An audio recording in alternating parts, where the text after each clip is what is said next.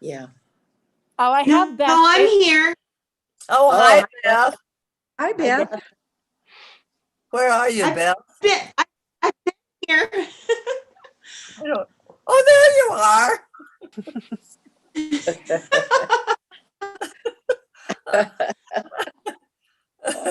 So all our heads are accounted for at the very least. And we've got about a minute left. So if anyone needs to do some last minute hydration or a quick run to the restroom, now is the time. Because I will be letting folks in here momentarily. Jessica, are you going to record this? And great. And would you be able to share that? Yes. Thank you. We are recording, and it is actually live streaming also to the Country Bookshelf YouTube channel. Oh, cool. So it'll be searchable as well. And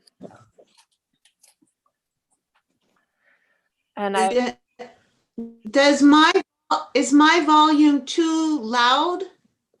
It's a little loud. I feel like it might just be, it sounds kind of tinny, like it's far, the microphone is far away from your voice, basically. When it's too close, problems too. So yeah. Let me see if I can that. Okay. Maybe we should all. All right. How about that? That's great. Is that better? Yes. Yeah. And if you are concerned at all as we go through the time, there is a button down at the bottom of your screen where you can mute yourself or unmute yourself should you not want to have any background noise in your area interfere. But we have, speaking of covens, we have reached the witching hour. So I am going to start, and will. How many people do you have? It looks like we've got almost 150. So we'll see as folks start coming in here. I just want to make sure that all of our buttons get pushed and we can go live. I know some of you are starting to trickle in. So thank you for joining us this evening. We are absolutely delighted to have you all here.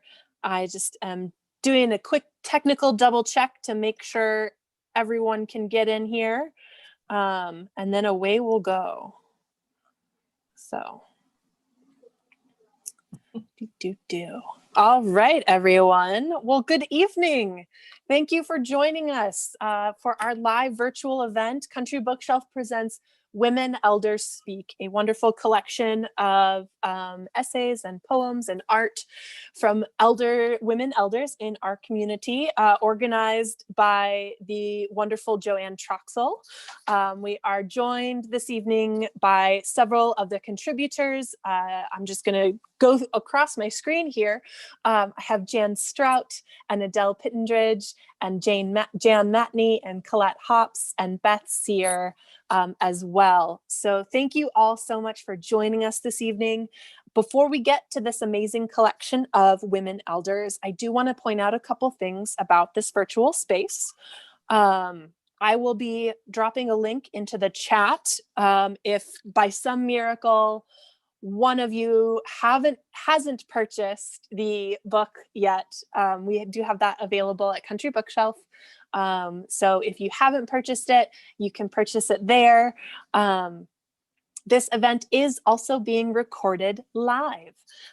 So if you have to sneak off to another engagement or something like that, you can go back to the Country Bookshelf YouTube channel afterwards and watch that. Or if you experience technical difficulties, sometimes we recommend that you exit and re-enter the webinar. If for some reason it doesn't let you in, also visit that YouTube, Country Bookshelf YouTube, and you can watch live there as well. If you're having trouble with the sound, a lot of times we recommend the use of headphones so you can see my lovely earrings tonight.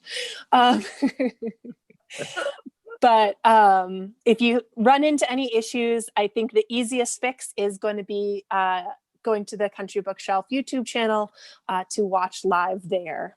Now, some of you did purchase the book with your registration for tonight's event. So if you selected in-store pickup, those books will be available for pickup tomorrow.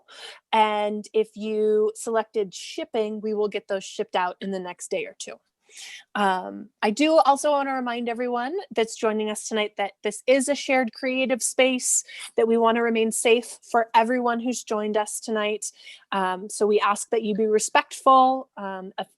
Offensive or inappropriate comments will see the user dismissed from the space. So we just want to keep everyone safe, which is also why we're here to talk tonight, as we talk about Women Elders Speak and their reflections on the beginnings of the COVID-19 pandemic and these sort of new changes as we've gone through this time. So Jo Anne, why don't you take it away? Thanks so much, Jessica. Really appreciate it. And somehow I'm at the bookstore.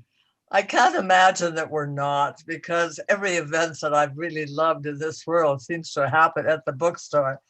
So right now I'm entering the bookstore, and to my right, I see all the books, and I see those little tags where you folks have read books and you've got, this is what we recommend. We love this book.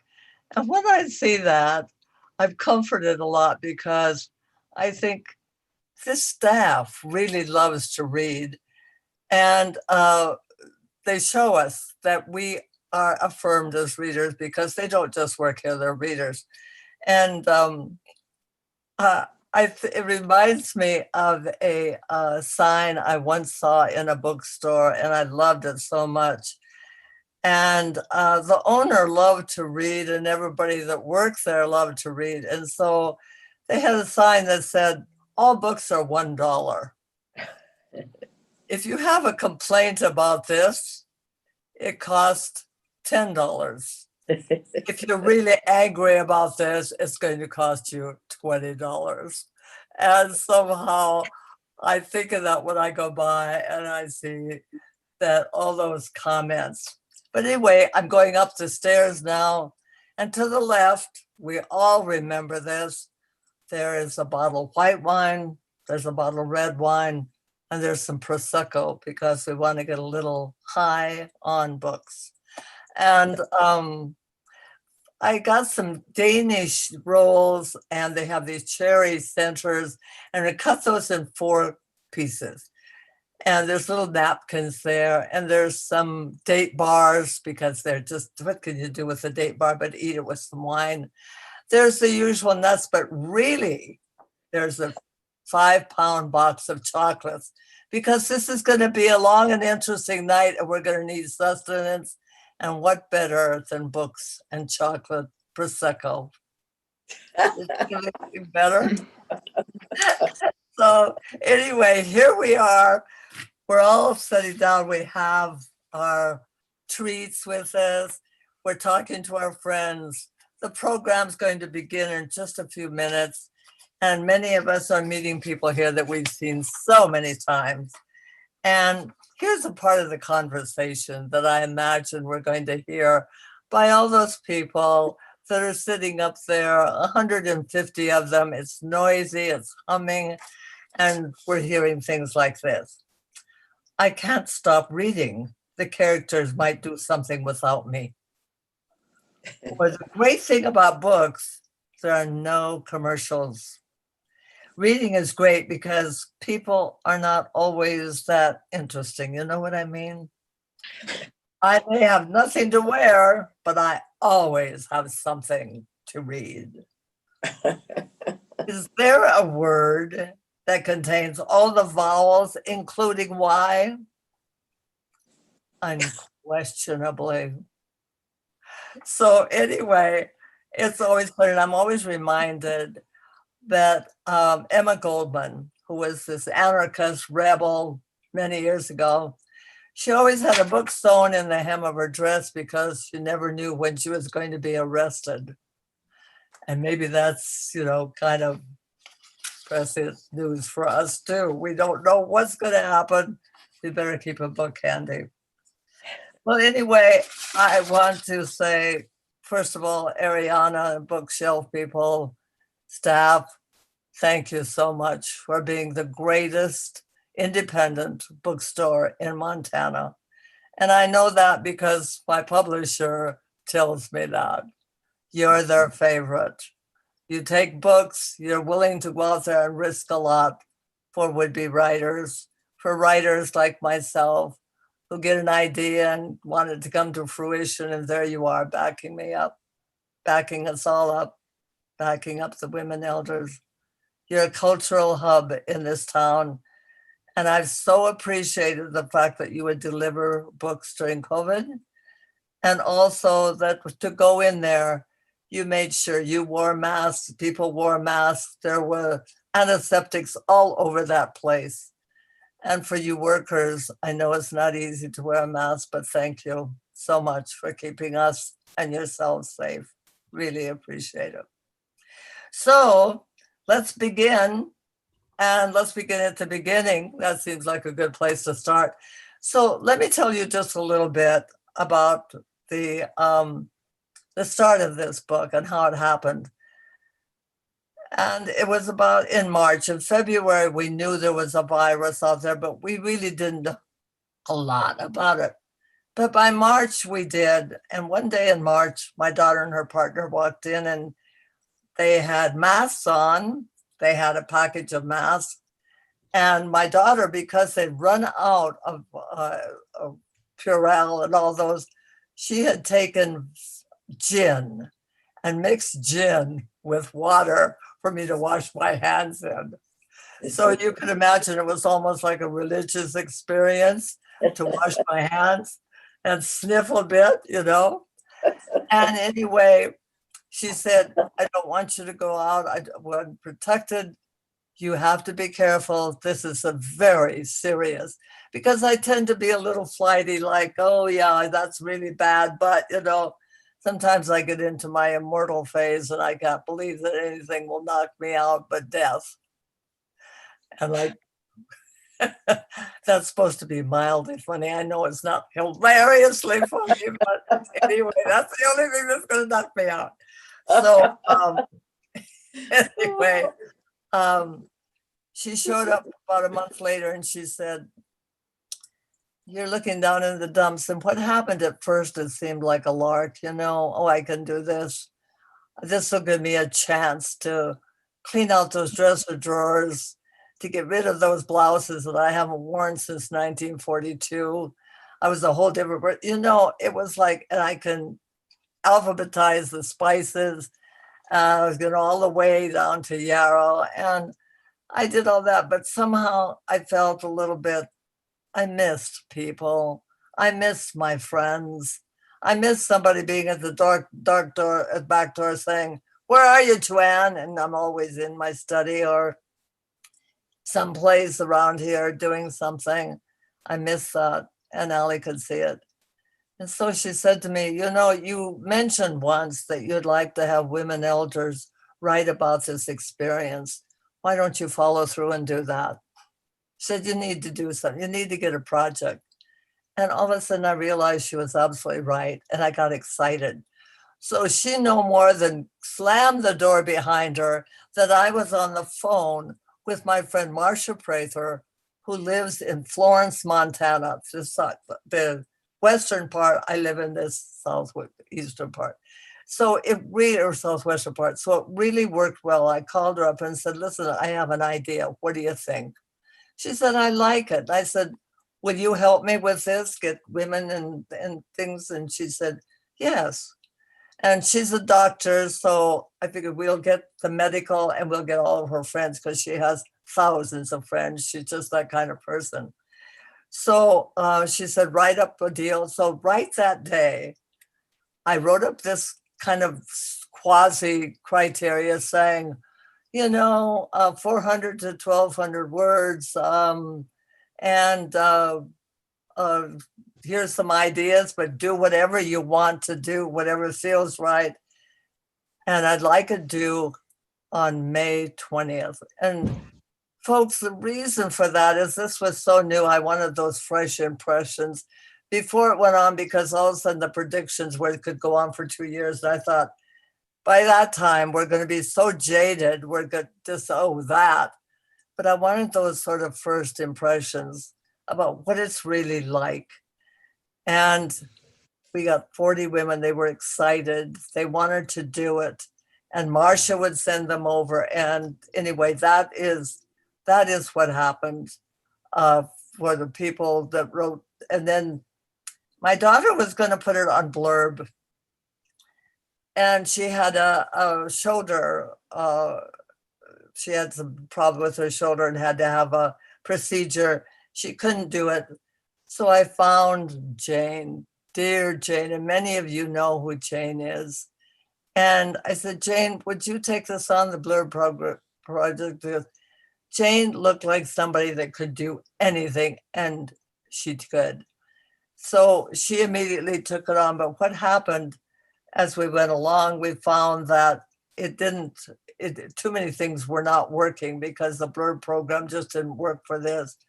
And then Marcia Loretz, who is a designer and also did a wonderful article for the book, said, I'm a designer, I'll help design the book.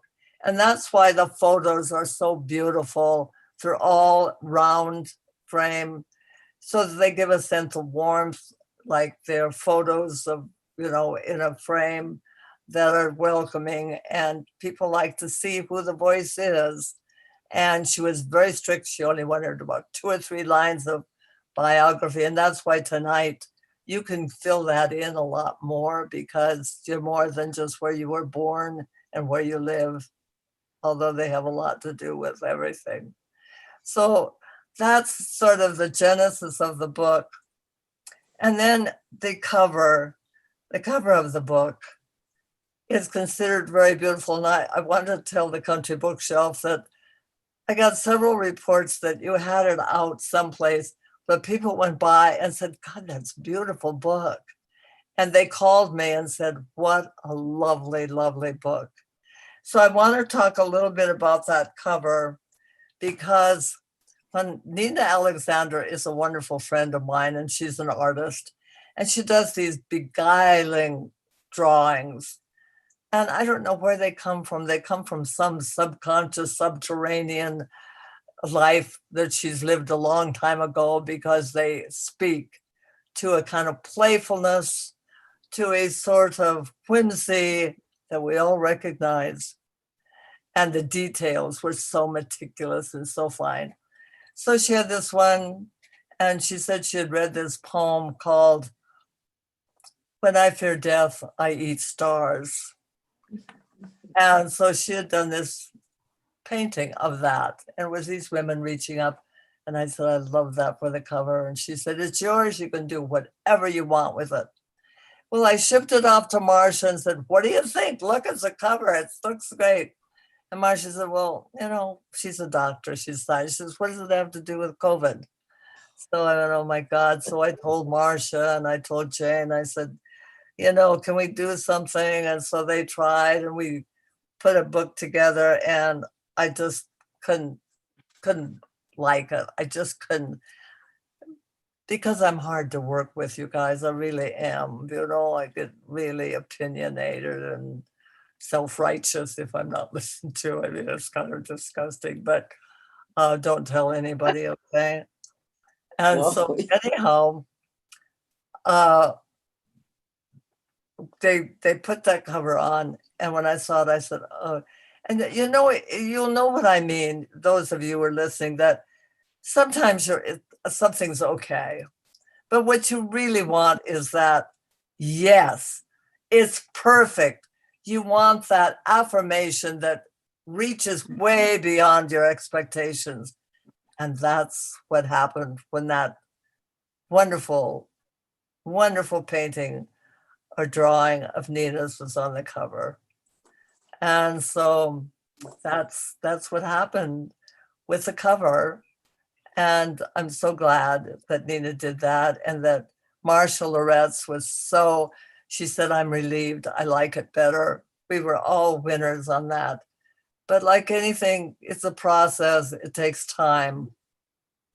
But I don't think I will ever, ever regret that cover. And I don't think anybody that buys the book ever will either. It's beautiful. I'm proud of it. And I can't thank Nina Alexander, my darling friend, for her graciousness and just saying, do what you want with it. Well, they say you can't judge a book by its cover, but I think you can. I kind of think you do. But more than that is what's in that book is the important. And the women here tonight are the people that are in that, is a sampling of them, with one exception, and I apologize and have. Jan is here with us tonight, and there's something about the process of computers that somewhere it's lost in space. It must be circling the stars someplace because we don't have it. We lost it somewhere in cyberspace, but I like to think it'll live forever up there, and it is still circling, and it'll land someplace in a happy landing. But meanwhile, the next printing we have, it'll be there. And so Jan is here tonight with us, and she will talk about the process because she did go through that. And you won't, if you want a copy of it, email Jan and she could give you their email address and she could email it to you, or you could call her up and say, I'd like to see the full copy of that, because we haven't time tonight to read the full copies of anything, but just to give you a taste, because some of you have already read it. So anyway, with having said that, let's start.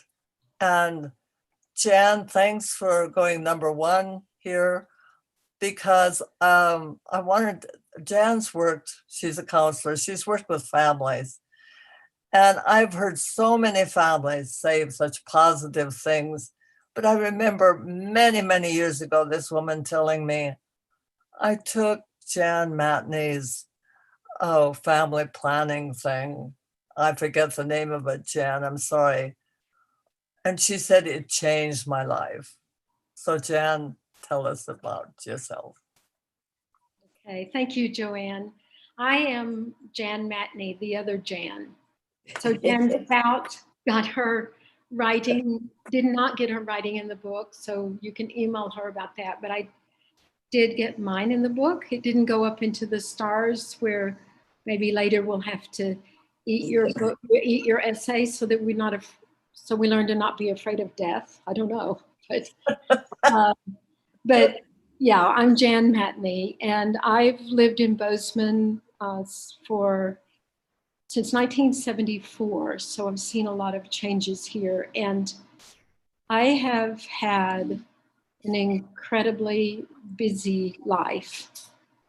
And I think that the thing that I loved so much about writing this essay for your book, Jo Anne, was that it gave me a chance to, not only writing the essay, but COVID itself gave me a chance to take another look at my life and consider where I am right now, and that I might want to live differently, especially because, now that I'm 72, one of the developmental tasks of my age is generativity versus despair. So I wanted to respond to the writing because I love to write, but I also found in the experience that I started to understand how I wanted to live these last years. It was an amazing experience to write. And it just came out of COVID, and it came out of writing. And, I've my husband and I have raised 3 children, all of whom have also been raised by Jo Anne. And we have 3 grandchildren, and we have our son is buried up on Pete's Hill. So we've been through a lot, and I have worked for a personal development program that Jo Anne was referring to, whose whole mission is to wake up to the events of our life. And I think that COVID has definitely been that opportunity for me to wake up to what might else want to happen besides being so busy.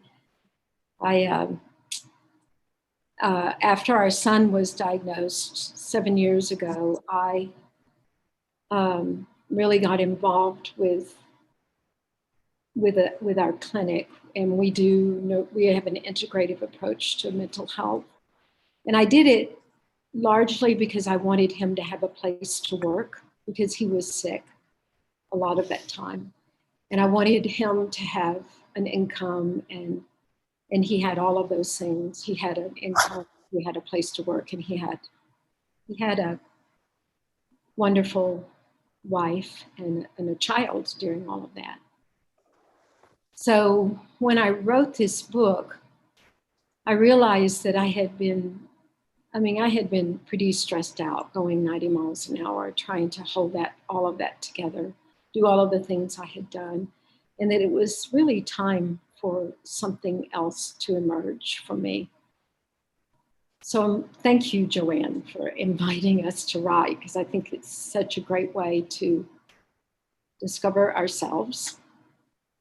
And what I learned about myself in the process of writing is that I'm really interested in the mystery of being a human being on this planet. I don't think it's quite the way I've seen it most of the time.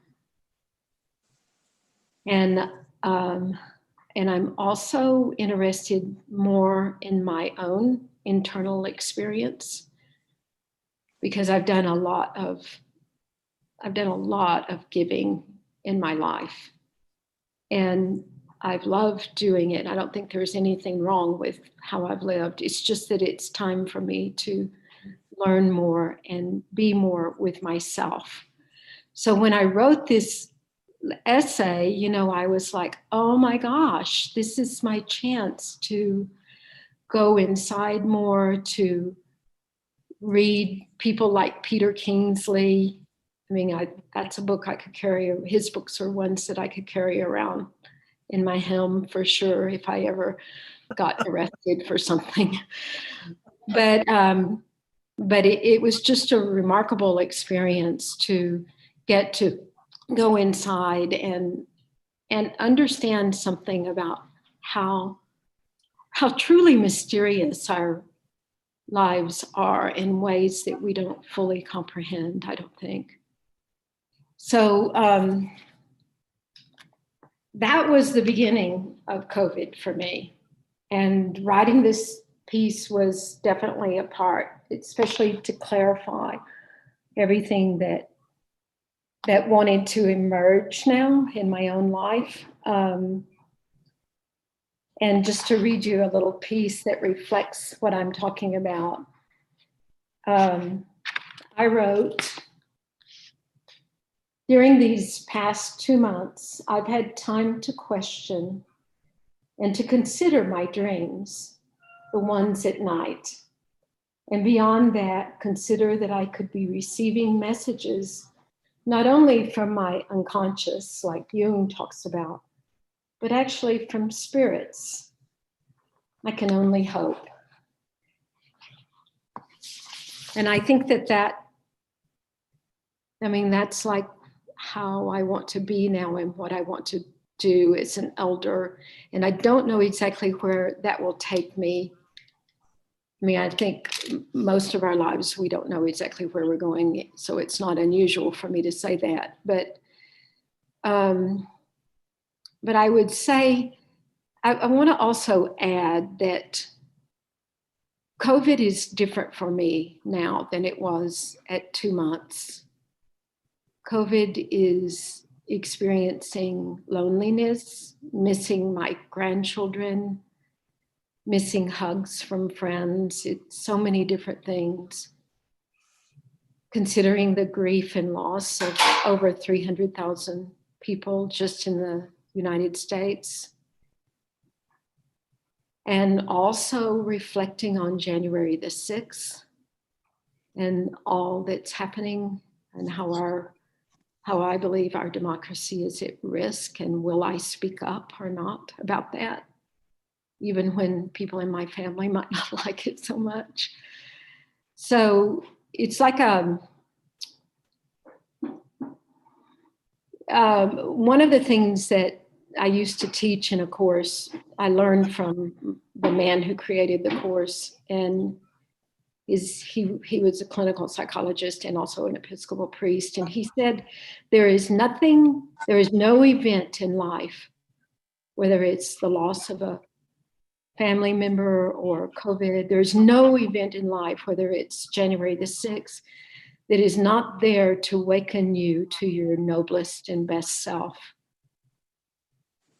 And I really believe that women, elders, when we speak our voice, we have an opportunity to do just that in the middle of so much chaos. So thank you, Jo Anne, because it really was helpful to me, so helpful to write. I really appreciate all of that. Jan, you're so welcome. And we're so touched. It's so lovely, everything you said. And I have to say that Jan was so thoughtful that she would write and then she'd send something and then she would say, I'd like to add something, or I've got something else I need to clean this up. And it went back and forth. And I love that, because that is the true writing process, where it's just never quite there. And then you lay awake at night sometimes and think, I should have said this. I need to say this. And I'm so grateful to you, Jan, for being so thoughtful. Thank you so much. Yeah, you're welcome. So our next speaker is Adele Pittendrigh.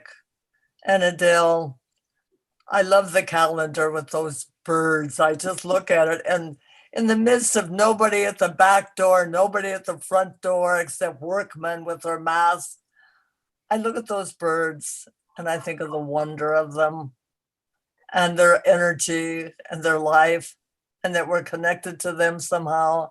And you've really opened that up so much to me.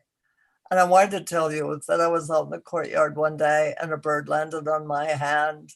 Oh. And I was so mystified. I felt like something incredible had happened to me.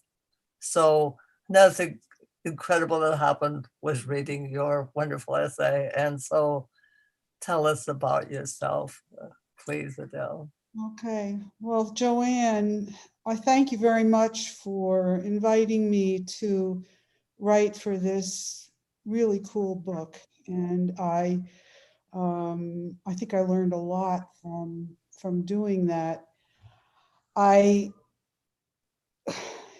like to learn from my writing, and I think that in preparing for this event, I've put together a few things that are in there that I didn't realize made sense together.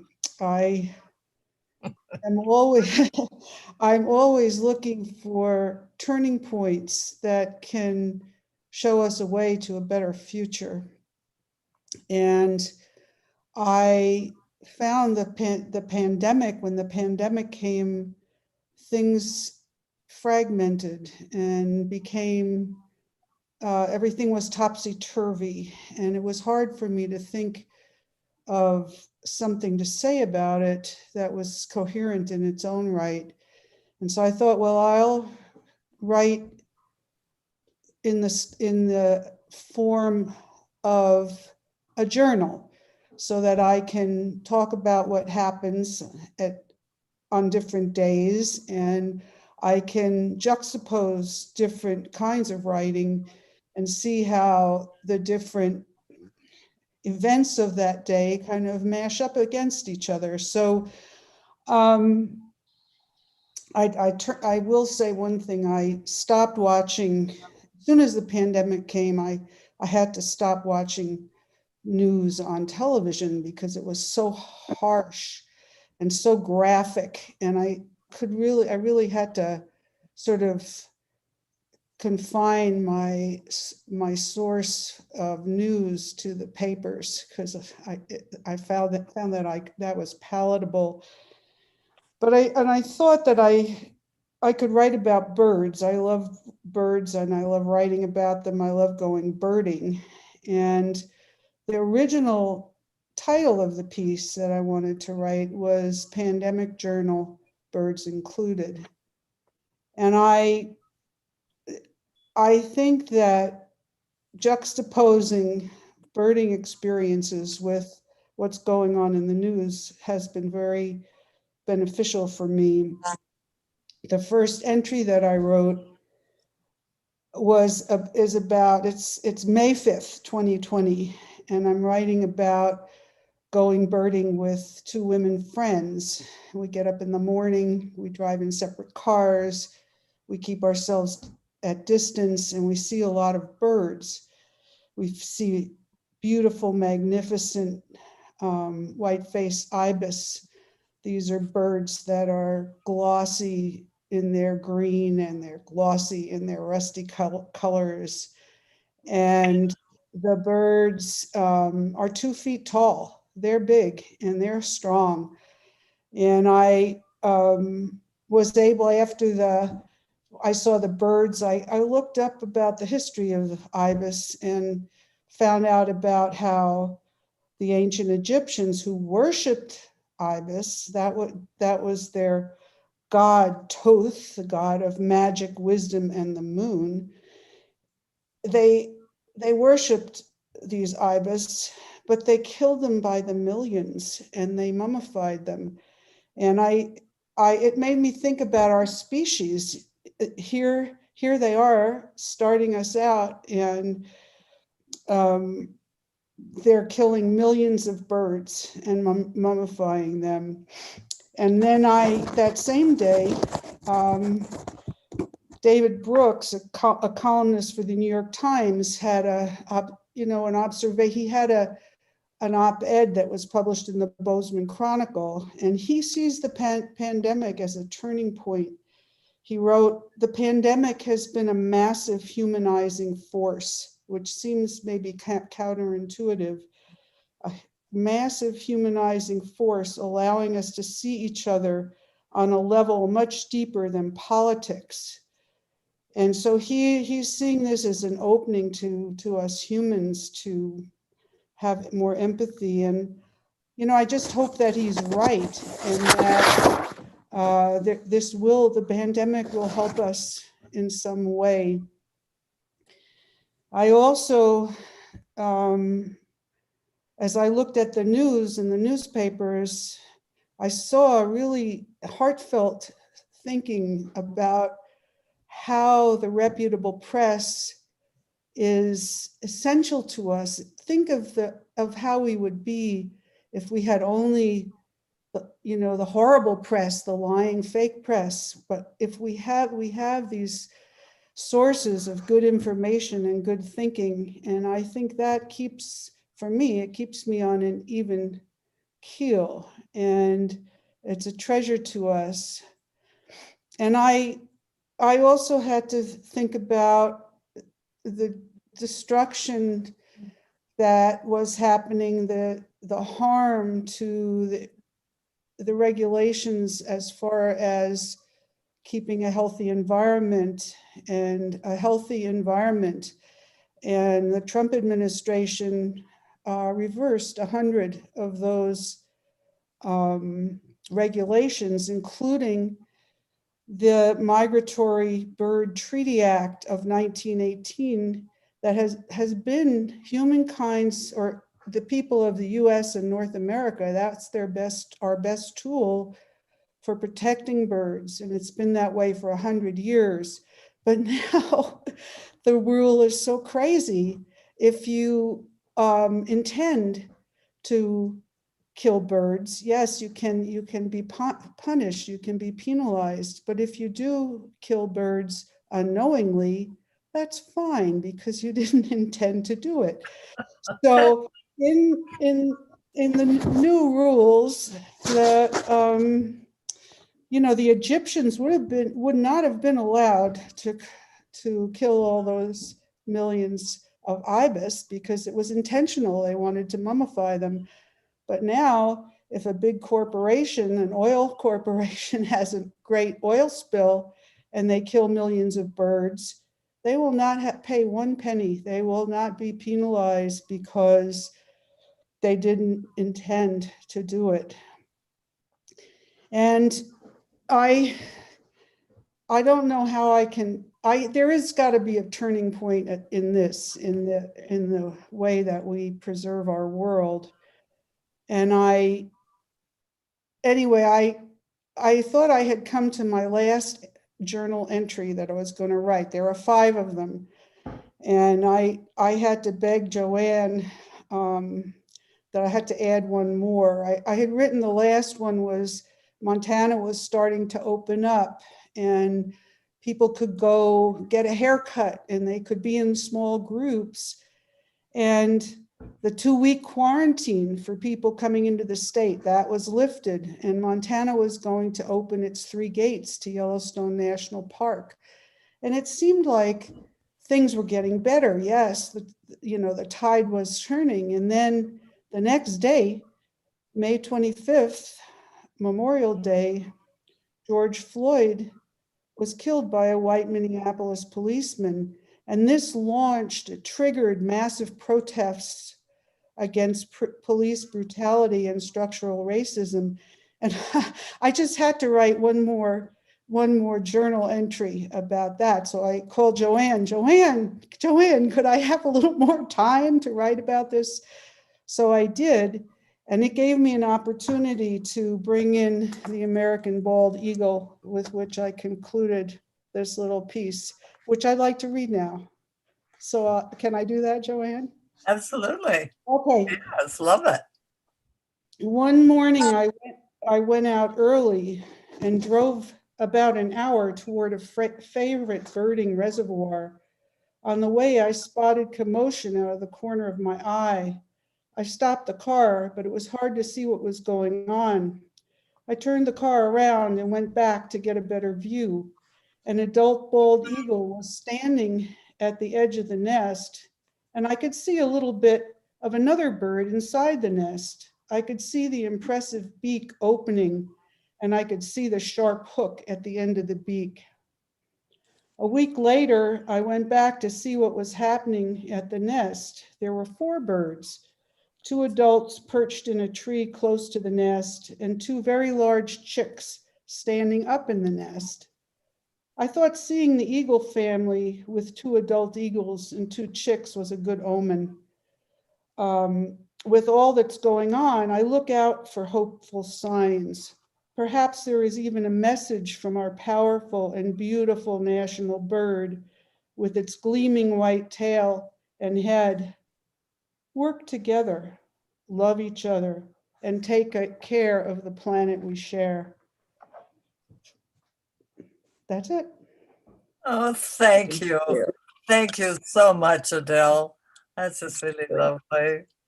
So, well, thank you, Jo Anne, because you opened the doors. I feel like I'm taking credit on false premises here. And so, we all were in this together, and I'm no hierarchy than you guys did it. You did it. It could only happen with you. And so here we go to Jan and her script, which is flying around in the orbit. But for a moment, let's have her talk to us about, she is a grassroots organizer. She's Montana's president of National Organization of Women. And I think I've known Jan since we were girls. And I think that that must be close to 55 years. And we've done many projects together. And she is a force within herself, I tell you. And just like all the women here, community builders, that's what we've been doing. We just haven't been self-conscious about it because we were too busy doing our life. Go for it, Jan. Thanks, Jo Anne, and thank you all. I'm so honored to be in this group. I'm going to actually go to what I have written, but I've got some introductory remarks because I feel I am in the stars with my piece, and I appreciate, Jo Anne, that you're making time for me to be able to share it. And I, again, I'm so pleased and honored to join you all. And it always is Jo Anne who will come up to whatever it is facing our community, our world. She gives me a call. I'm always excited and pleased that she's asking me to talk with her about whatever brilliant project she has in mind. And I'm so pleased and honored to be invited to be a part of this project. I want to say a little bit about the process. It's so weird to be an elder, though. I'm 73. I just had a birthday, and my new best friend, Zoom, helped me celebrate across many borders and boundaries, and with some great fun. And I think I am learning as I get into my later adulthood stage. That I have some wisdom that elders are supposed to contribute. So this is good. It was a pleasure thinking about it under these circumstances. So I wanted to say that my process in writing this piece included my own consciousness raising. Consciousness raising for me as a lifelong feminist has been a way to connect the external with the internal. And as we used to say, the personal is political. I still say it. And the COVID is deeply personal and deeply political for me.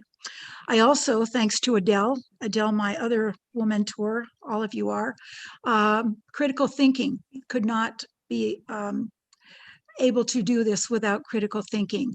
And then really good fun parts, the chats with friends and family, the rants. I think all of us ranted at one time or another, still are, happy hours, reflection, empowerment, and calls to action. I am an organizer and an educator, and this is what I do to keep hope alive. I'm wearing red, lots of red, because I just returned from bearing witness to the role of art to bring hearts and minds together, to change the conditions of missing and murdered Indigenous women and girls at the Emerson. Indigenous women artists have an amazing exhibit you can safely distance and see the exhibit called We Are Still Here, and This Is Our Story. This tied into the work that Montana now is doing during this very bracing legislative session to end all forms of gender-based violence and to support the extension of the Montana Missing Indigenous Persons Task Force. So I think, I feel, and I act to communicate what I believe is important to humanity and my world. And I thank you, Jo Anne, for this opportunity.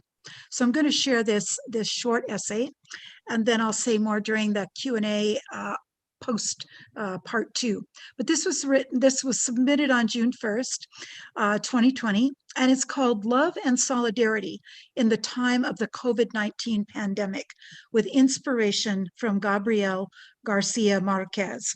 Many of you know him from Love in the Time of Cholera, where I stole the title, and also 100 Years of Solitude. So I've read in some book clubs years ago works of feminist science fiction. Much of it was created for mostly optimistic or fantastic futures, but other works, such as Octavia Butler's Parable of the Sower, were dystopic. I don't spend a lot of time nor energy considering dystopian futures because my life priorities are to help transform conditions away from many depressing and dismal outcomes. A life of love and solidarity dedicated to educating and organizing for positive, equitable, sustainable social change. But even in some scenarios, including what I consider now are scary and hard to imagine, are being manifested in reality by the health crisis and its accompanying economic devastation impacting the most vulnerable and ill-treated in our society and globe. With so many lessons learned in a nation with extreme and growing inequality, violence, and deprivation by unaccountable, self-absorbed, profiteering leaders, or lack thereof, found at the head of our government without any measure of compassion or accountability. This was written June 1st, 2020. I pay attention to the human rights of women and girls and have witnessed deep and widening gaps in our safety and security, especially those whose lives are compounded by racial and economic inequities and threats of violence at home, in the streets, in our work as frontline providers of healthcare, childcare, elder care, homeschooling, our children, and especially many forced to work for minimum wages without the benefits of healthcare, sick leave, or protective gear. Many call this a triple day of paid work, unpaid child and home care, and community volunteer service. This structural violence of sexist and racist discrimination results in substandard housing, food insecurity, unemployment, poverty, pay inequities, lack of safe transportation. Fundamentally, all social benefits are further compounded by a health pandemic, which have cost women literally a higher percentage of their jobs and greater unemployment. And because women still make up the highly gendered and lower paid and valued work as teachers, nurses, home health aides, grocery and other service workers that are most susceptible to illness or dying during a contagious, deadly pandemic, or at the hands of or the guns of their violent domestic partners when controlled by staying sheltered in place. Women are literally sacrificing our lives. So what is to be done? What I've learned and hope to help change are these costly lessons, inhumane actions, with the assertion of political will and people power needed to close the gaps and disparities for women and all people. Basic income payments and social benefits of healthcare, education, paid family and sick leave, childcare, community and environmental safety are human rights that are necessary for all year round, for post-pandemic, for everyone, always. And in addition, time to care for others, create, imagine, meditate, play, dream, and think critically about one's life purpose and state of our community and world are essential as well. We have choices right now during our 2020 elections to expand political participation and strengthen our democracy with feminist, progressive leadership and engagement, so no one is left behind. And at a time when those who are the most ill-treated, vulnerable, brutalized, and considered disposable, we have no other choice but to insist on these positive human rights changes. Indeed, the COVID-19 pandemic lessons learned. If we are to value and achieve human environmental dignity for all and our planet.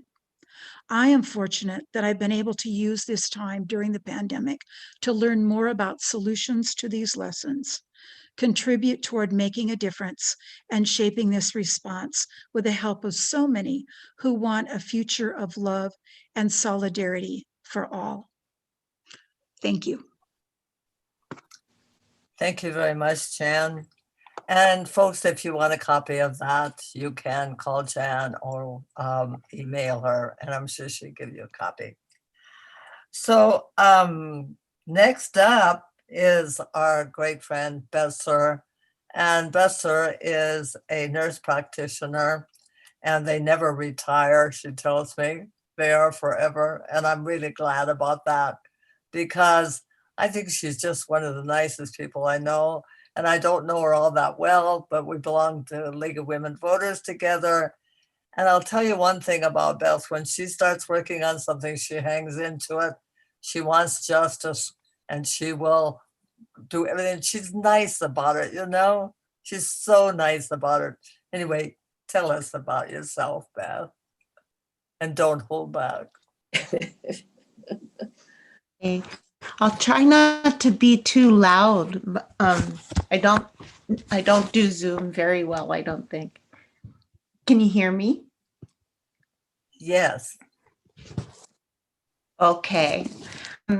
So I am a nurse practitioner, and I had my first job in a hospital in 1979.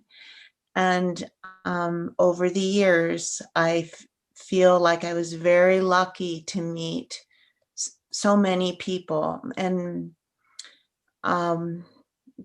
so many of them stay with you, of course. My very first patient, who happened to be someone who picked apples for a living, and he'd fallen down some stairs and he was paralyzed.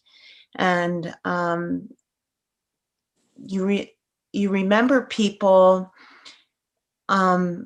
like it's a stream that you've traveled through life, maybe, and there's people along the way, and you have these intimate relationships with them as a nurse, and yet then you keep going, and you wonder over the years what's happened to them. And so a lot of that was going on in my head, thinking about all these poor people with COVID, suffering in the hospitals and dying. And I always liked being a nurse, taking care of patients in hospitals, or as a nurse practitioner. My last job was actually getting to go into the homes of people who were homebound, veterans. And when you do that, you see how complex life can be for people from all political spectrums and all education levels. Their diseases are also complex, and I liked the work of trying to figure out how things maybe had gone wrong, and then how to help fix it for them. So I think I got into that habit. So when Jo Anne says that I want to, fix something, and she's probably referring most of all to getting some mental health care, inpatient care at Bozeman Health here in town. That's just sort of something I thought, well, maybe I should focus on that particular problem, but it's that's an offshoot from just the rewards that come from having someone in front of you who's suffering from something, and working with them to figure out how they can feel better. It's very gratifying. So anyway, I spent a lot of time when COVID hit. I did sign up to be serve on a hotline that was set up, and so I did get to hear people calling in, and it was unlike anything that I'd ever heard before. Lots of people that couldn't breathe, had chest tightness. In ordinary times, it would be the sort of call that you would want somebody to go to the hospital to have evaluated, but these were people who were in their 30s, and there were hundreds of calls coming in a day. And so I knew that the COVID was very different, even though here in Bozeman, we didn't get hit like New York or many of these places now across the country. I do have friends that are working in other places around the country, and it's been so tough. So for me, when Jo Anne asked me to write, I was struggling with trying to understand why, I think it was probably the end of April and May, why we were starting to deny science so much at that point and resist mask wearing and not follow the plan that we have in place for all airborne pandemics. It was a mystery to me. And then in the background, my husband, he's an ER physician, and he has always monitored AM 1450, which has got a lot of hosts that are, well, for me, very controversial. But in listening to their perspective, people like Rush Limbaugh and Alex Jones, and it's very hard for me to listen, but in listening to their perspective, I started to realize there's this whole other world out there. And speaking now, of course, after everybody has seen January 6th happened, it's kind of come out as evident to everybody. I used to kind of think I was maybe a little more worried than I needed it to be about it. But it certainly influences a lot of people and they believe it. And so I had, one person that we try to help because, they don't have a lot of money, and he has gotten involved with the QAnon, and he'll send us stuff to look at. And finally he said, well, how do I know what is true? Anyway, I thought that kind of hits it on the head, and it's what I had been struggling with, in a more complicated way, with how do you talk to people so that somebody will believe you when you don't really know them, or even if you do know them, if they're so convinced that COVID is a hoax, or that it will all go away, or masks don't work, or Democrats are, going to destroy your country. I mean, how do you communicate? Because that's something as when you're a nurse, that's the key to maybe helping in some way. So in my essay at the time, I was thinking about all of this, the way that people can get sucked into maybe doing evil things or believing falsehoods and trying to figure it out. And I was lucky enough to have a great aunt who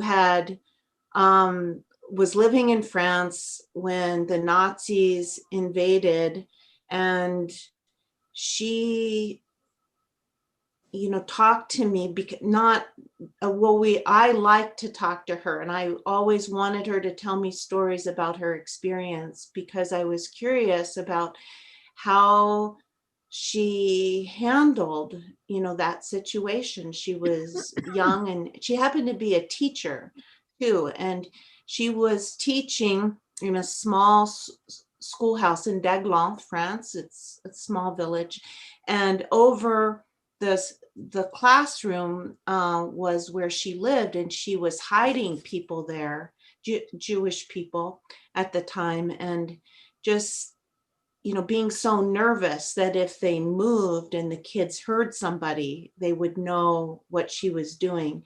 So that's just one little piece of the story, but it always made me wonder, well, what would I do?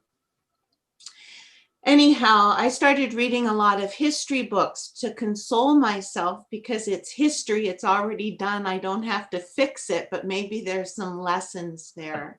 And so I brought that into my essay.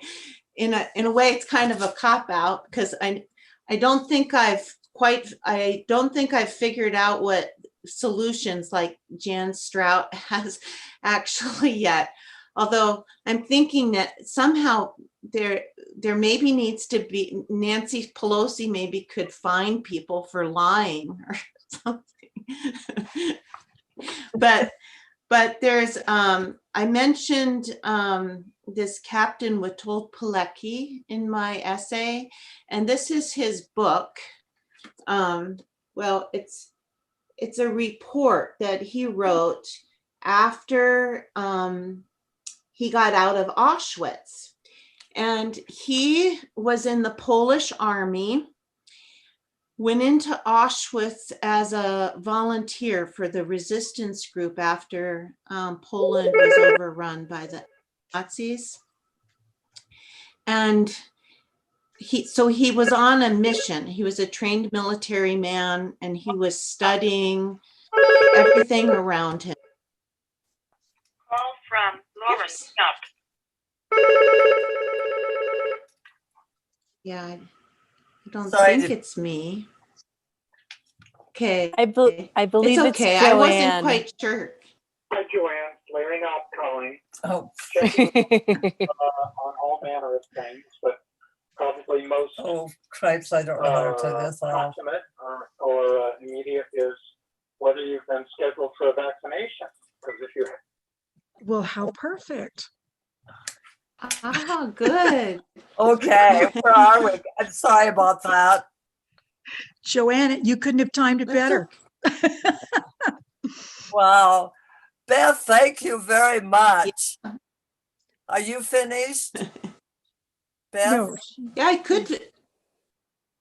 Well, I was just going to read something about him because I would recommend this book. He wrote it very quickly as soon as he escaped, but he was in Auschwitz for over 3 years, and he's quite a person.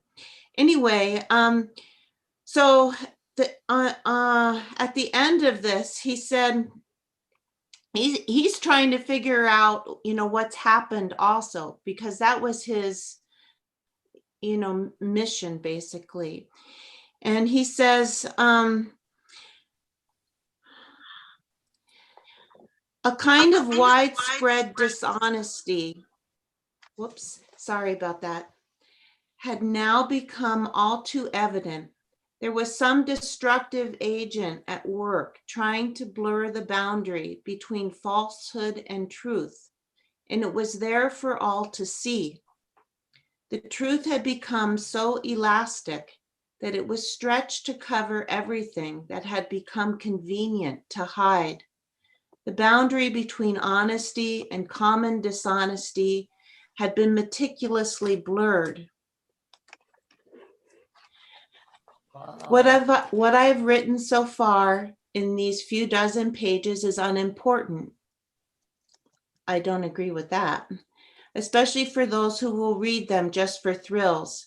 But here I would like to write in letters larger, unfortunately, than any on the typewriter, for all those heads which beneath their perfectly parted hair contain nothing but the proverbial sawdust, and who can surely thank their mothers for only their well-formed skulls stopping the sawdust seeping out.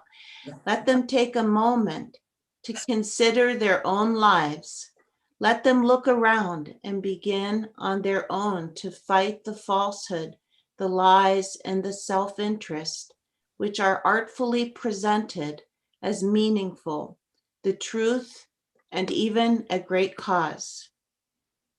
Anyway, I think that's what we saw on January 6th. People perhaps looking for a great cause, believing that a lie was the truth, and it's bigger than that, of course. But at least a segment is as simple as that. I believe. Beth, So that's all. Beth, could you hold that book up again? Yes.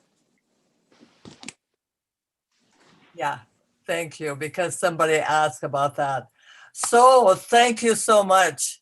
There are so many connections to history that we all need to understand the present, which is very chaotic and scary.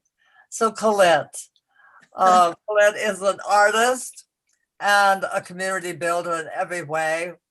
And I never, ever thought that I would be a crafty kind of person. But she showed us a rhubarb leaf one day at Strong Women and said that we were going to make bird baths out of rhubarb leaves. And who could resist that, you guys? And so anyway, Collette has a workshop and we all went there and had a great time. And I made a beautiful bird bath. Thanks to Collette. And tell us how you arrive at these incredible rhubarbs and bird baths. Jo Anne, you are so funny. With the bird bath class, Jo Anne was two people because she was beside herself with enthusiasm. Thank you, Jo Anne, for this opportunity. Oh my gosh, as I listen to all of you speak, I am just so deeply moved at all the wonderful things that you have done in your life. And I identify with so many things. Although I have to say my journey with COVID started in 2018 when my husband was diagnosed with cancer. And so it was a total life change for 2 years prior to the pandemic, from diet to lifestyle to dealing with doctors and all the things that goes with a serious diagnosis. And I have to report today that he is doing so much better. And now that COVID has imposed itself on me, everything is pretty much the same. But we laugh a lot as if the future's coming, and we love each other and we enjoy being together. So that is been a gift. And COVID has been another kind of a gift on top of that. My days are very ordinary. I chop a lot of veggies and I carry a lot of water to do all the darn dishes that are piling up every day because I'm cooking every day. And BC, before COVID, I was at the coffee shop with my friends and talking about political events. I was at the senior center doing weightlifting. I was having people come to my studio and we did process art. We set our intention, and without any idea what was going to come forth, we went to our stations and worked furiously for 2 hours in silence. And that coming together and sharing the direct message from Creative Source was so powerful. It was like all of us standing around and watching an accident happen, and each of us contributing one piece of what we saw to the whole. It was a very healing and wonderful thing. And I hope that when COVID passed, that I'll be able to do that once again. So right now, I identified so much with Jan, what you said, Jan Matney, when you said COVID has brought me to the idea of seeing the fullness of life. I love that when you wrote that in your essay. And to me, that's what COVID has done for me. It has showed me how awful life is, because every little moment is absolutely precious. And my job, I mean, I listen to all of you and all the erudite and wonderful things that you're doing. You know, Jan Strout, I mean, you've been such a mentor, I've admired you for so long, all the work that you do, and I've marched with you one time. But my life now it's very quiet, it's very ordinary. And I'm finding myself reflecting on that, saying that all things are not as they appear. It depends on which way you're looking at things. Like if you're asking the caterpillar, it's the end of the world. And if you ask the butterfly, it's just a brand new beginning. So that's the way I want to look at it. And this is what I'm trying to hold, is the tension of both of those things at once. Seeing with my eyes what's happening and the chaos all around me, but developing that other way of seeing. I had a dream the other night that I saw all the people downtown Bozeman, and they were walking around with bintus on their forehead, the little mark of the Hindu that means that you're seeing in a different way. And it was like, wow, that's awesome. So I have this little sparkly stuff, and I go and dip my finger in every morning and I go, boop, that's my bintu. And that is to remind me to look at the world with a third eye and not believe everything as it appears. There is going to be tremendous new beginnings happening. And Lao Tzu said, painful endings often are disguised as, new beginnings are often disguised as painful endings. And that is really what I'm taking to part. So I thank you, all of you, for doing all the work you're doing. I cannot do. I send energy and I do spiritual energy work for people that my heart breaks that people are dying in the hospital. My heart breaks that, children are being separated from their families. But I know that in my time right now, I have to face my ordinary reality. So I find myself asking some questions like, okay, who am I disconnected from? Okay, what's upsetting me and why? How do my own thoughts and attitudes change and affect the people around me? Do I really create this reality that I'm looking out here? What is my part in that? And how can I be the change I want to see? So then it comes to my limitation. I'm an art maker. That's the framework I've been given. It's my capacity. It limits me, but at the same time, it gives me focus. And that's my job, to observe. And maybe if I'm lucky, I can translate what I see into something to share with others that's worthwhile and for the benefit of all, even if it's to be painting a funny picture of Bozeman that people can somehow relate in a whimsical way and feel joy and pride somehow in living in this crazy town. So I can paint flowers, I can paint buildings, I can paint mountains, but I am more interested in the inner landscape that I can see that everybody has inside of them. We all carry that individually. So I think my job is to, right now, look at the chaos, resentments, anxieties, and fears that I carry around. I try to be just a painter, not a projector. So hopefully, if I continue to do my work, BC, I was able to gather all these people in my studio and make rhubarb leaves and make bird baths and do wonderful intentional art. Right now, I can't do it. So I'm looking at this time as a gift to me to stop, take a look, and be present to my husband, what his needs are, to my autistic son, what his needs are, and he's quarantined in his own place. And trying to keep in touch with my children who live all far away except Jeremy. And a lot of you know Jeremy Brooks works at Home Depot. And if anybody can bring joy, Jeremy does. He says to me, Mom, every day is a great day. And that's what I want to do during this time of COVID. I want to hold that vision of what I want to see, the change that I want to see, while still holding the pain and the suffering. So I think that's kind of what we're called to do, is to hold that tension of the opposite. Put your bintu in the morning and embrace the day. Thank you. Thanks, Collette. Collette, could you mention a few words about the Ellen Project? Oh, yes. Since I haven't been working, John Luden and Glenda called me and they said, Collette, we want to celebrate the 100 years of the Ellen. And I was going to hang that painting in the background so you could see it, but they want to have their own reveal at the time. And so we're in the process of taking the original artwork and getting it ready for printing. They're going to be making posters and cards and things of that nature. And we're also going to produce these kind of canvas wrap paintings and it was just a fun project. I call it Imagine the Ellen. And when you see it, you'll know why. It's a joyful, fun montage of the exterior and the interior of that building. I hope you all will enjoy it when it comes forth. Thank you, Jo Anne. This has been delightful. I'm so happy to meet all of you. And thank you, everybody who came. It's wonderful. All of you have had such marvelous things to say. And so, Jessica, we are in the question answer. Shall we go to that? I was going to go through what women had influenced everybody, but maybe this is the time to go to the Q&A. What do you think, Jessica? Yeah, I think that sounds like a great idea. Some of you have already found that Q&A section in your screen. If you have a question for any of our panelists this evening, you can drop that question by clicking on the Q&A button. You're also welcome to leave that in the chat.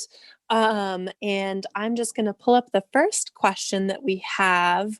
And it looks like it's actually a comment from Nedra, who says, about the cover, that's called a full body yes, that you described, Jo Anne. So thank you for that, Nedra. We also had a previous comment, and some of the, so an anonymous attendee asks, if we are going to judge a book by its cover, my honest first reaction was twofold. Why are white women appropriating Indigenous imagery? And is it disingenuous to claim to be an elder, or is that a status that the community gives you? So I was curious if you might reflect on your relationship to that sense of being an elder and what that means to you and how it impacted your writing. I'd like to respond to that. I'm glad that we got asked that question. The title was up for all kinds of discussions and everything. And let me say that after watching for the last year, men in suits making decisions and saying, my God, why, could understand they didn't make sense in a real world. It seemed like so many of these questions and answers that were happening around us didn't jibe with what we were experiencing in our homes, in our towns, in our villages, in our world. And I thought, I want to go to the women elders, and what I think is, after a certain age, I'd like to hear what elder women say. I'd like to hear what their thoughts are, because we don't hear them anywhere else. Where do we hear or rever elder women? Old white guys got it, you guys. And we listen to them over and over again. And it isn't that they are all wrong. Some of them are real sweethearts. But what's running this country right now, I think it's up for grabs for some women elders. And I think that all of you here, if we had a committee and say we went to Helena and said, look, we're here to serve. If you have some questions, we might be another group that you might check in with, see what we think, because we live there in our communities. We're community builders. We know a lot, not because we're self-conscious and say, I know so much, but because we've lived it.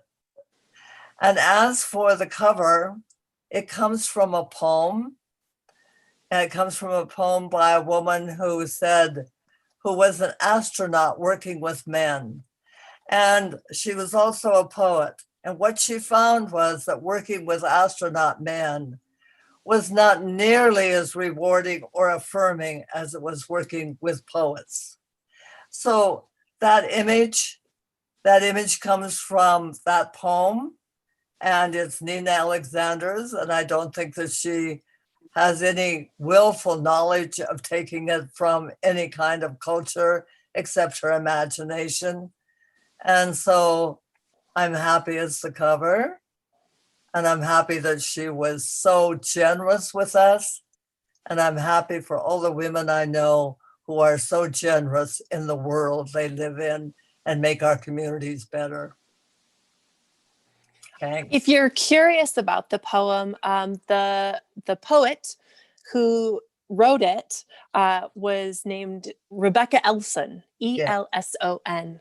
And we actually shared the beginning of the poem on our Instagram post, so you can track more of that poetry from them by following Country Bookshelf. But let's see what other questions we have here. Marcia asks, since these essays were created many months ago, would any of you change or add your ideas in the last weeks? I would like to say, when it first happened, it was scary. really scary. I mean, nobody had the right answers. Wear masks, don't wear masks. I mean, it was just a nutty time. And all I could think to do was just to stay home. Because my husband had cancer, I couldn't expose him to anything anyway. So I think now that we know more about how it progresses, we know a little bit more about how to do the protocols are not so brand new. So I am less fearful now than I was when I wrote my essay, I would say. If I could add, it's pretty obvious I'm a political person. We're all political people. But I'm also thinking that, as have been remarked already by some of the excellent sisters on this panel, that all of this COVID has been in this context of being politicized itself, of the disinformation, misinformation, the way in which the growing inequality has been so harmful because of those structures that are already in place, the structural racism, the sexism, the truly economic discarding of so many people. And not having those basic rights to live a life of dignity and have a planet of health and sustainability. I was not surprised about most of any of this, including the fear and the hatred and the violence that have been stemming out of a conditioning that has taken place for many, many years. 4 years for sure, it's been in place by the Trumpster and all of those that follow, but also a news media, also some limitations in a number of our educational and other systems, not our good public education, but a lot of popular education. And so I just didn't realize to the extent it could harm and it could create the violence. But I wasn't shocked about it. I just feel it's been brewing for a long time. And I think, as was said also, that crises can turn into opportunities. And when I thought about the word, grateful, so I'm grateful for a number of things, but I'm coming out of white privilege in my gratefulness, and I totally understand that. And at the same time, I'm outraged. I'm outraged about why we had to go down the road we had to. Much of this could have been not prevented from happening, but the way in which we had to go through this response really is shocking. And the mess that I was talking to some of our speakers about just beforehand, the mess that the new wonderfully installed president and vice president have got on a huge list that they're going to have to address as they bring all of the proactive, positive solutions that I believe I would agree with many of theirs. They might agree with a number of mine to bear. So I'm very, I'm taking a big breath. I'm taking a very deep breath. And I think we need to. I'll close with the fact that I think defending democracy in every possible way that we can help educate, invite people in, use the arts, use the multicultural wisdom of all of the elders and all of the people who care about humanity have got to be collectivized and energized, and that we each can play a part with doing that. Adele, do you have some comments to make here? Adele, you might be on mute.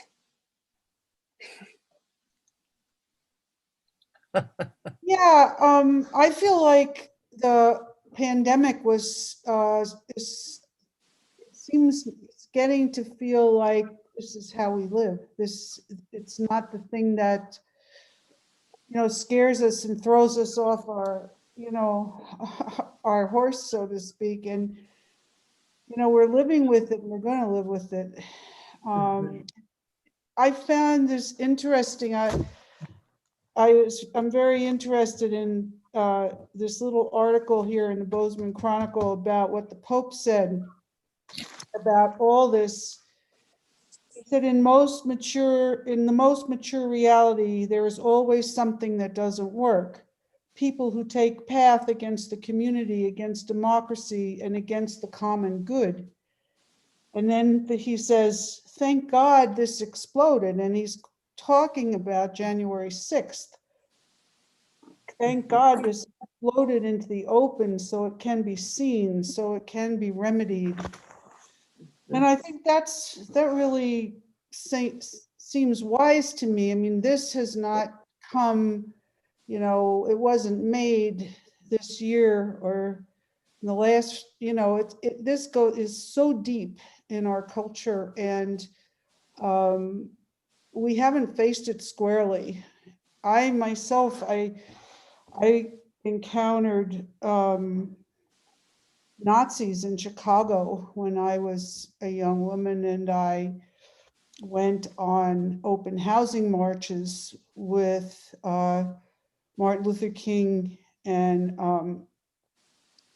lots of people, Jesse Jackson, and I tried to be, I was nonviolent. I mean, I knelt in the road, and we were 6 abreast, and the Blackstone Rangers, the feared gang in Chicago at that time, they were protecting us. They were the ones that kept us in line and would protect us if we were attacked, and we were.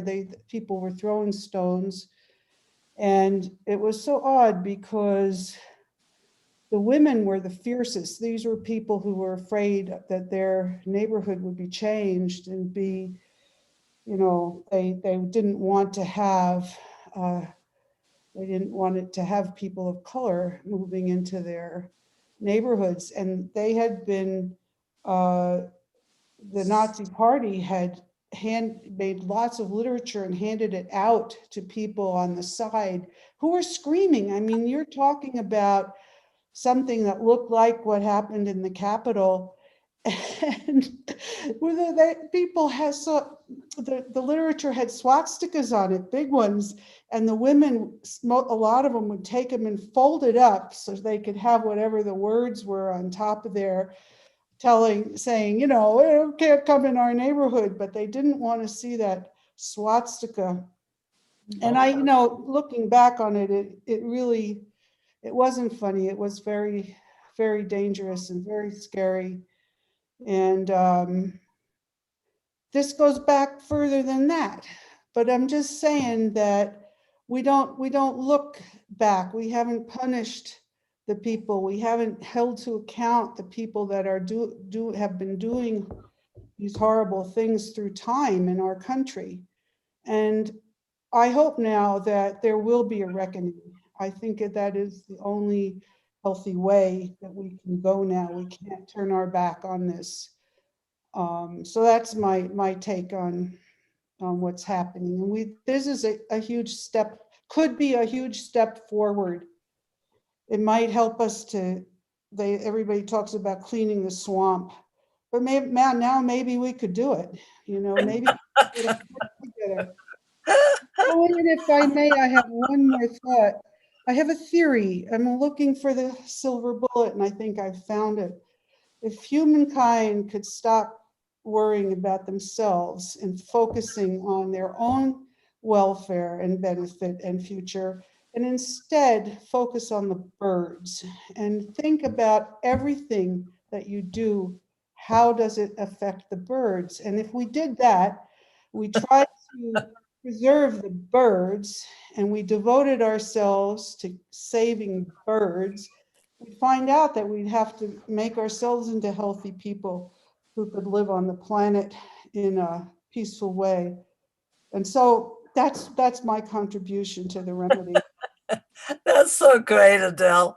I just wanted to flash on something while you've been talking, and that was the whole idea of wearing masks and how it became so politicized, and that this group of people stormed the Michigan house and wanted to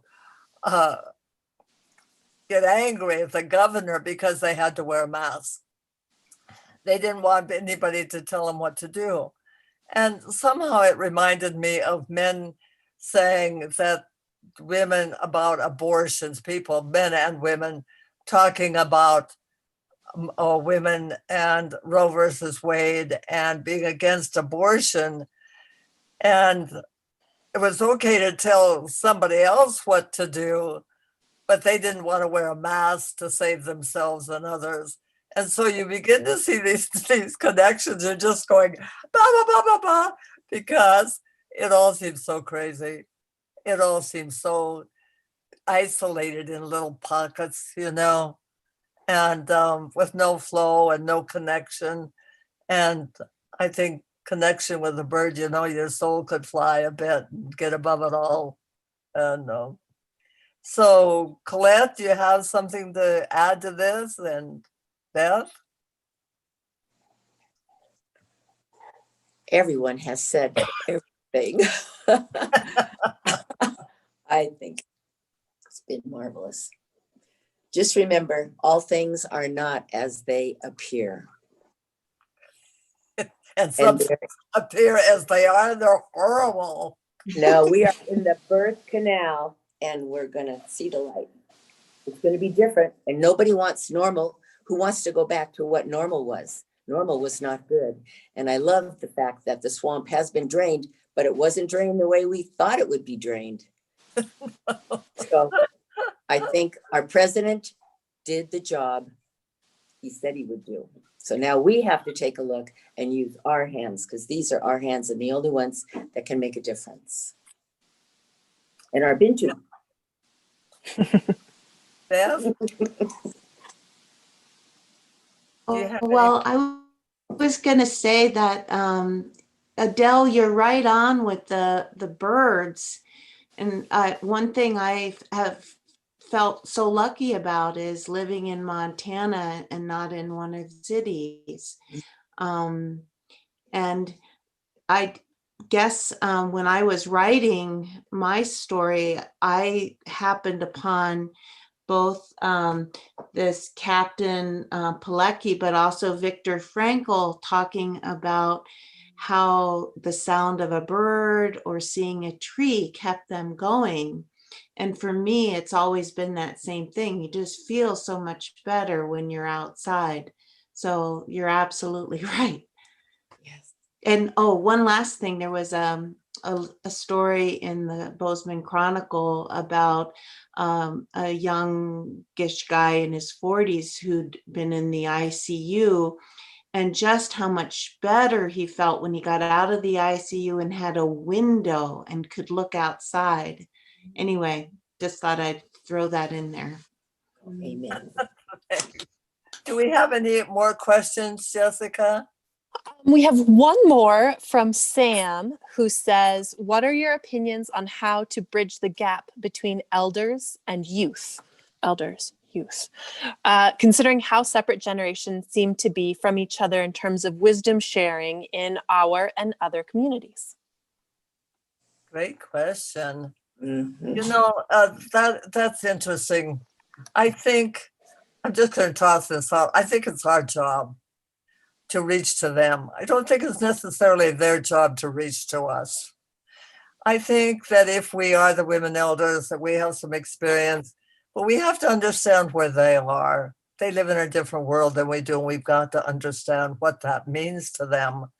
And something happened. I was a high school teacher, and sometimes I would just say to students, just tell me what's on your mind anonymously, so I could find out what is behind the scenes here of these growing adults, these very volatile people that are so impressed by a lot of things. And one thing I saw is when the guns were going off in schools, and I went to a meeting and I got a realization that I never did. You need to go where young people go and talk to them. I really believe this. We don't have to give them wisdom. We have to listen to them and see if there's something we can add that helps. And what I heard a boy say when I say goodbye to my mother in the morning, I don't know if I'll see her at night because I'm afraid somebody might gun me down in my school. And it was like everything changed for me when that boy said that. It wasn't me telling him or us telling them, but us listening and understanding the fear of them. That's just off the cuff that I would say. And I know it's complicated, but I love my granddaughter and all of her friends.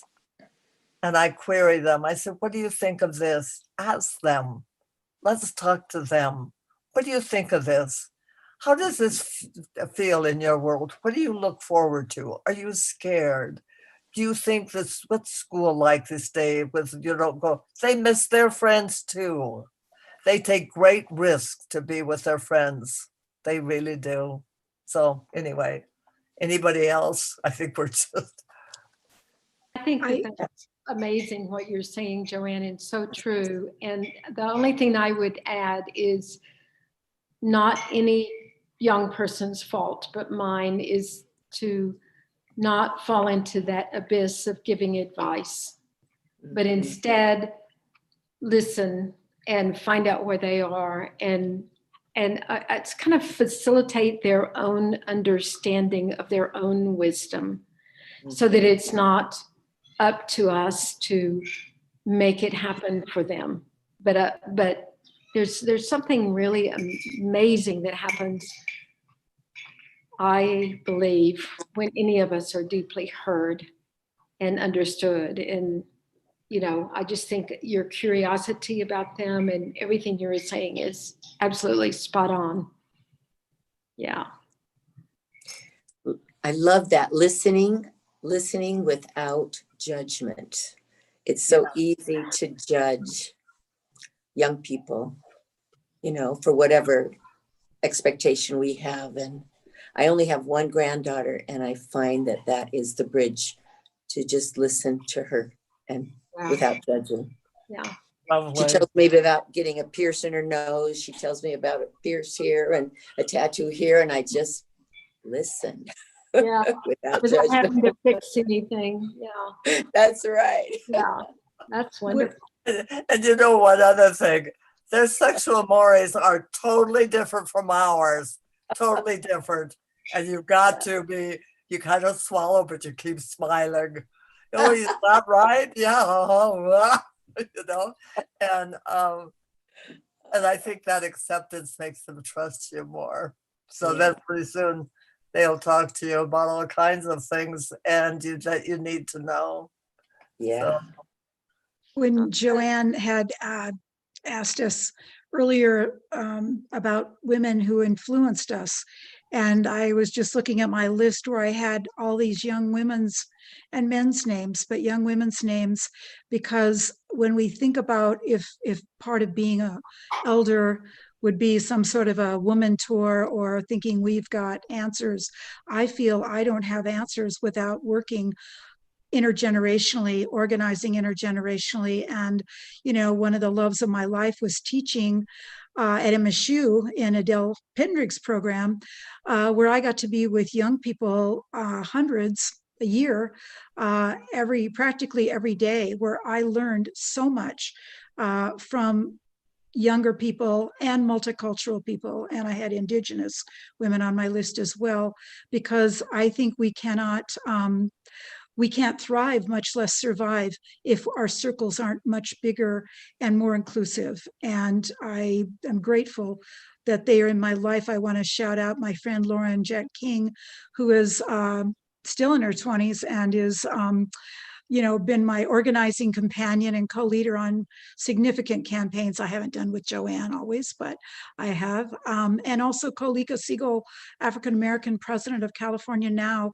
We're co-leading a feminist foreign policy in the United States campaign that we're trying to bring some people into that.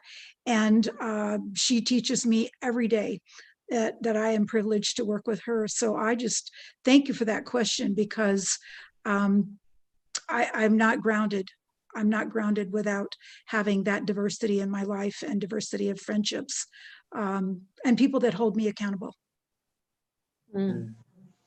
Great questions. Yes. Well, that is our last question of the evening, and I do want to let you all go off to enjoy your nights. So thank you all so much for joining us this evening, for contributing to this wonderful collection of Women Elders Speak. One of the things that strikes me as perhaps a definition of elder, and the reactions I've seen, particularly in art and literature, are about people who care. So I appreciate your care for our community and for sharing your voices and your visions with us this evening and through Women Elders Speak. Excuse me. If you purchased a copy of the book and selected in-store pickup, I get just a reminder that those will be available for pickup tomorrow, and that we will be working on getting books shipped out to those of you who have requested priority shipping in the next few days. Thank you again, ladies, for joining us. It was an absolute delight. And if you need more copies of countrybookshelf.com, give us a call, visit our website, and we are more than happy to find the safest way to get you your own copy of Women Elders Speak. Thank you. Thank you, Jessica. everyone. Thank you, Adriana. Thank you. Jo Anne. Woo. Yeah. You guys. Thank you all. I really enjoyed meeting everyone. Thank you. Yes. Enjoyed meeting all of you. It was just you. really great. I think we did. Shall we go and have a drink of water or just a drink? Maybe just a drink. Cheers. As we grab cheers. Good night, everyone. Good Thank night. you. Big You. hugs. Oh. Thanks to everybody who came and Yeah. engaged. What a group.